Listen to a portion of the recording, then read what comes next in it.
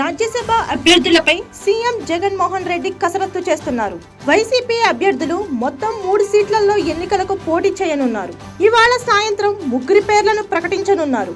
YV Subbareddy, గొల్ల బాబురావు, మేడ రఘునాథ్ రెడ్డి పేర్లు ఖరారు అయినట్టు తెలుస్తుంది. ఈ నెల 8వ తారీఖున మాక్ పోలింగ్ నిర్వహించే ఆలోచన చేస్తున్నారు. అయితే టీడీపీ కూడా తమ అభ్యర్థులను ఎన్నికలలో ఉంచే అవకాశం కనిపిస్తుంది. వైసీపీలో టికెట్ దక్కని వారు తమ వైపు వస్తారేమో, ఓటు వేస్తారేమో అని టీడీపీ ఆశాభావం వ్యక్తం చేస్తూ తమ అభ్యర్థులను బరిలోకి దింపుతుంది. ప్రస్తుతం ఎన్నికలు జరుగుతున్న 3 రాజ్యసభ స్థానాల్లో ఒక్కో సీటుకు 44 మంది ఎమ్మెల్యేల ఓట్లు ఖచ్చితంగా కావాల్సి ఉంది.